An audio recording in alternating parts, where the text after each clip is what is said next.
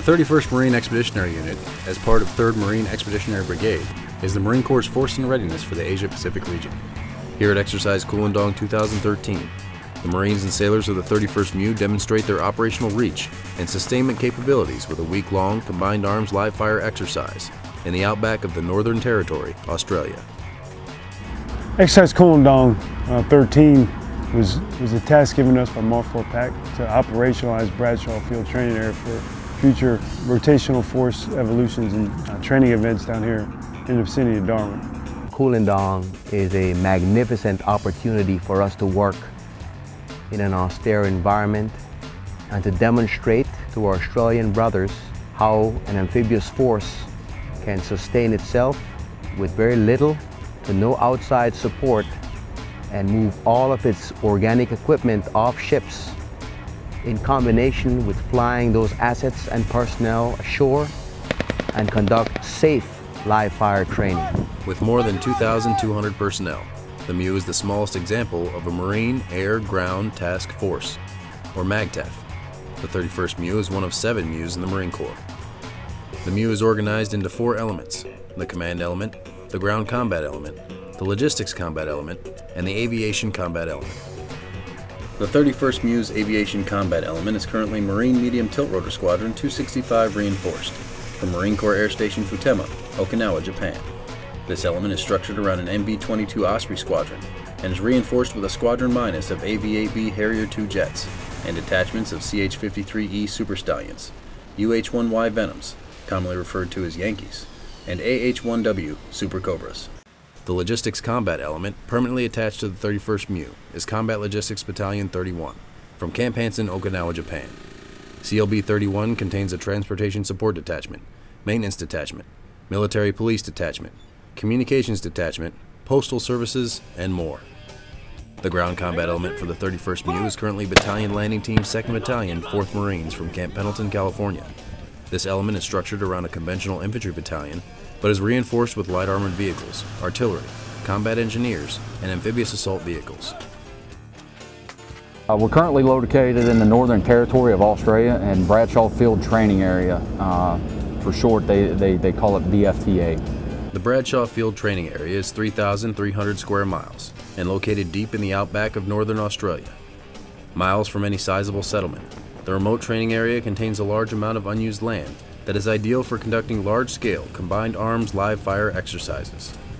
Nakuru Airfield, located within the training area, provides an expeditionary airfield for rotary and fixed-wing aircraft, and the Task Force Maintenance Area provides limited headquarters infrastructure for the Command Element. To us, that is excellent training ground for a Marine. That's what it's all about, adapting. Some of the high ground is also for thousands of years has been culturally significant to the Aborigines people, so we have to respect that. And everywhere U.S. Marines train, we're going to abide by local customs, courtesies, policies, regulations. We always are, and they're here too. I would like to say I think our Australian counterparts have been more than generous when it comes to offering up help and jumping in on this with both feet and playing along with us, and it's just been a phenomenal experience. The opportunity to exchange ideas and continue to learn from each other. Obviously we've got a long history of working together in a training environment and also in an operational context. Inevitably there were no ranges here that existed whatsoever. Bradshaw Field Training Area is a vast land space. It's actually 4 times the size of 29 Palms, which we used back in the U.S. and California. So coming out here and actually finding a location and narrowing down a specific location that we could use was an obstacle in itself, but after that we actually had to get here. Just getting to where you need to be on the ground is a feat all in itself, much less what you have to do when you get there. Following on the heels of Talisman Sabre 13 and certification exercises in the Shoalwater Bay Training Area in Queensland, Australia, the leaders of the 31st MU were tasked with moving more than 1,000 personnel and all of the equipment needed to support a battalion-sized force from the Port of Darwin to the Bradshaw Field Training Area. Echo Company, Weapons Company, and Echo Battery of the Battalion Landing Team, with additional support personnel, traveled in a tactical convoy of more than 60 vehicles for more than 350 miles, while other elements were inserted by aircraft from VMM 265. Prior to the main body arrival, however, there was much work to be done to prepare the training area for the exercise. Roads were dug out of the terrain, firing positions were established, targets were constructed, and much more. We work alongside the amphibious ready group. They would pull up pier side and we offload our equipment, which in itself is a great challenge, but which itself is also a great workout for embarkers to organize, plan, and execute removing and getting all those vehicles off the ships and getting them ashore. The local populace was pretty happy to see us when we were driving through local towns and stuff like that. It was pretty cool just to see the different atmosphere and stuff we're not used to. The maintenance and communications teams supporting Koolendong were essential in allowing the MEU to operate so far inland.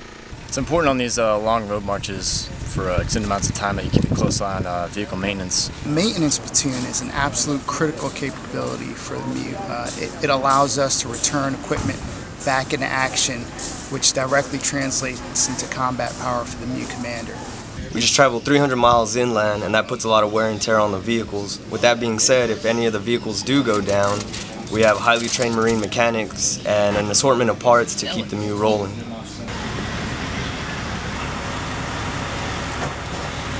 The harsh terrain of the outback requires the constant upkeep of equipment. Mechanics and aircraft refueling personnel were on hand and worked around the clock to keep the machinery of the MEU in a constant state of readiness. VMM 265 Reinforced provides air power to the 31st MEU. The Osprey tilt-rotor aircraft and Yankee and Super Stallion helicopters provide assault support capabilities for Marines and equipment. During the exercise, the Yankee was able to provide close air support for the scenario. Operating an expeditionary airfield at Nakuru, with its forward arming and refueling point, allows these aircraft to conduct flight operations continuously without the need to return to ship. Austere environments like the Bradshaw Field Training Area highlight the importance of Navy surgeons and hospital corpsmen of the MEU and other supporting medical personnel. The intense heat of the training environment and use of live ammunition requires a medical team ready to respond to any situation that could affect the MEU's most valuable asset, its personnel. A little bit of tree removal had to take place in order to construct the helo landing zones so that we had a medevac platform for the Marines while they were conducting the ranges in case we had an incident, or also so that we could have a place to filter the Marines into. None of that existed before we got here.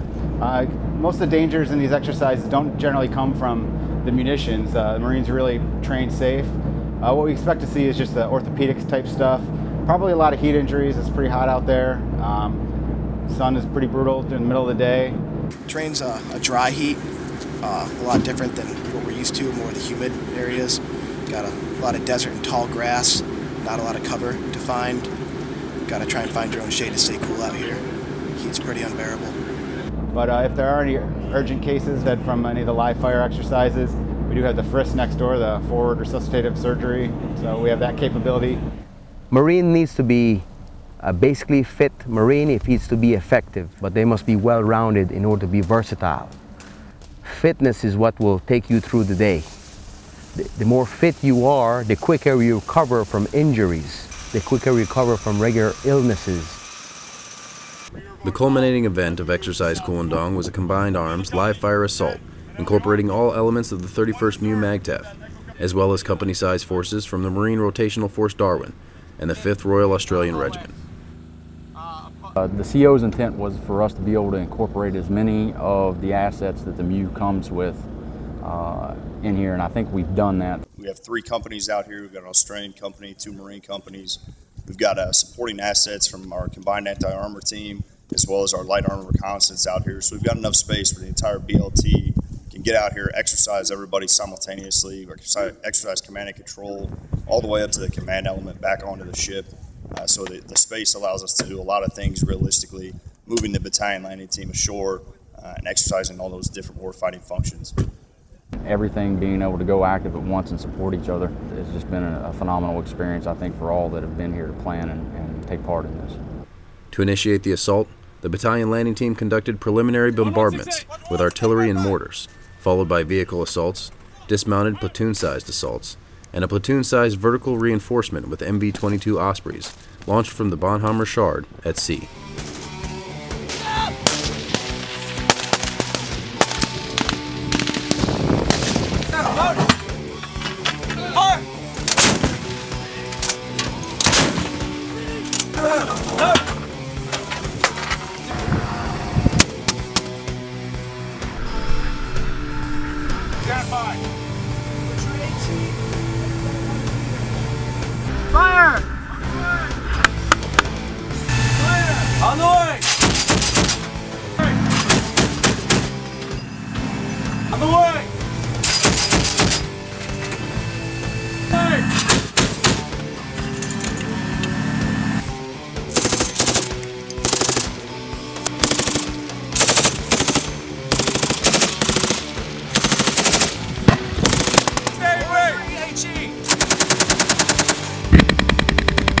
Fire! Go one!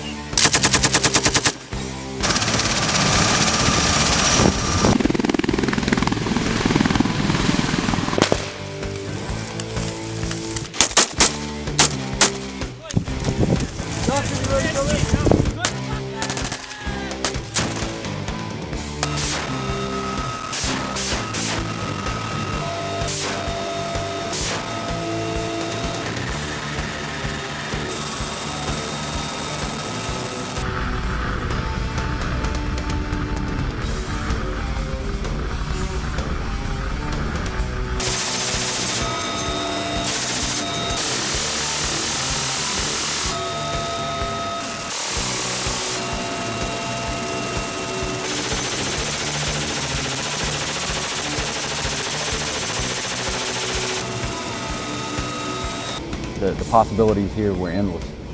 So setting this up was a great learning experience for myself, and I think for anybody else that was involved with it. Very realistic, and that you have to train how you fight. So if you're not training to the realism of an actual situation, then you're not going to know how to react to an actual situation. That this leaves the door wide open for other units to follow in our tracks and just add on to what we had and make it even better. Everything we brought came from the ship, which in the joint world and all the other forces that the U.S. can provide to any combatant commander, and for us to the Pacific Command combatant commander, truly demonstrates that the 31st MEU is a force of choice in this region. With the operational reach that the ships provide and the overall capability that the blue-green team provides. Anywhere in the littoral regions, move ourselves there, conduct operations like we did here for 10 days, 2 weeks, sustain ourselves for that entire period, all under the command structure of one common commander, which is the MAGTF, and the MEU is just a small demonstration of what the Marine Corps can provide. Most of the cities in this world can be reached by water, and by being on ships is what makes us very, very versatile. Marines in this MEU don't have a job. We all believe that we have a profession that defends our nation, and there's no more honorable work than that.